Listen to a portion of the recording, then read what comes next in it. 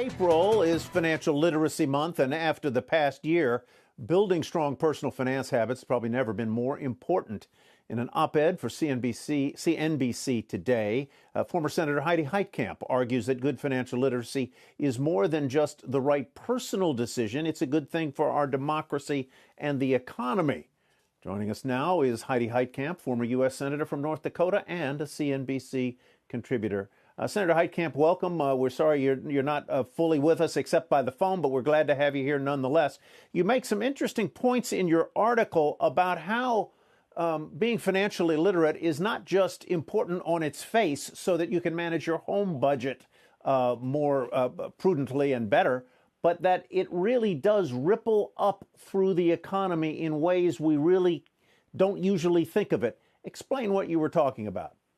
Well, I mean, it's actually in two ways. First off, we're all voters. We all have to decide who's got the best economic plan, the plan that most agrees with my principles and my economic values.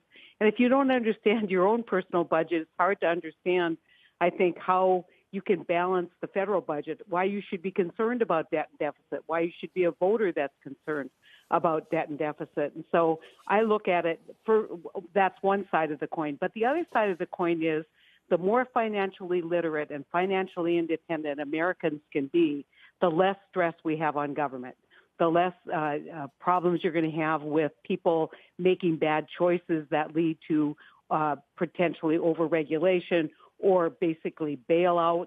If you think about this, if they understand risk mitigation, why would anyone build a house in a floodplain?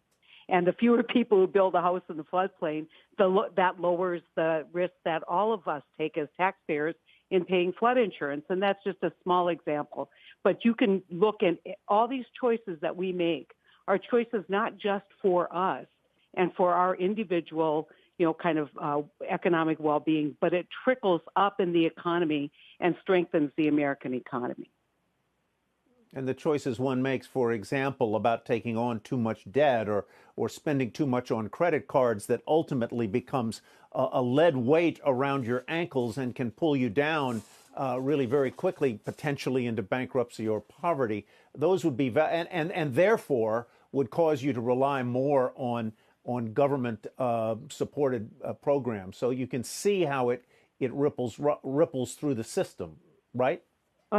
Absolutely. And you think about, if you just think about healthcare, people forget that the government pays for a lot of healthcare. And if we are going to be healthier, older citizens, we have to practice better choices for our health. That's going to be huge savings.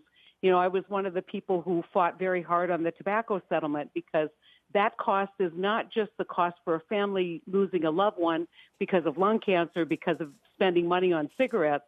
It's a cost that's borne by everyone in society. And the better our choices, the more educated our choices are, the better our economy is going to be, the better our GDP is going to be, the better productivity. One point that I made in the article is that stress is a major factor in mental health, and economic stress is a huge part of that for American families. If we can eliminate economic stress, people become more productive, become healthier. That adds to a better economy for our country.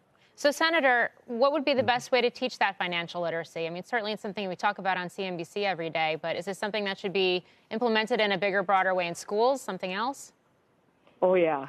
This is a fight that I've been in since I was Attorney General. I did a lot of consumer work, as most attorneys general do, and it was always educating seniors or protecting seniors. I said, maybe we ought to think about this a little differently and not try and educate people when they're in their 70s and 80s, but work at it.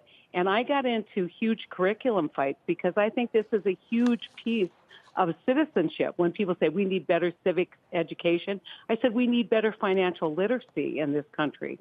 And those will lead to better decisions, and it has to be early.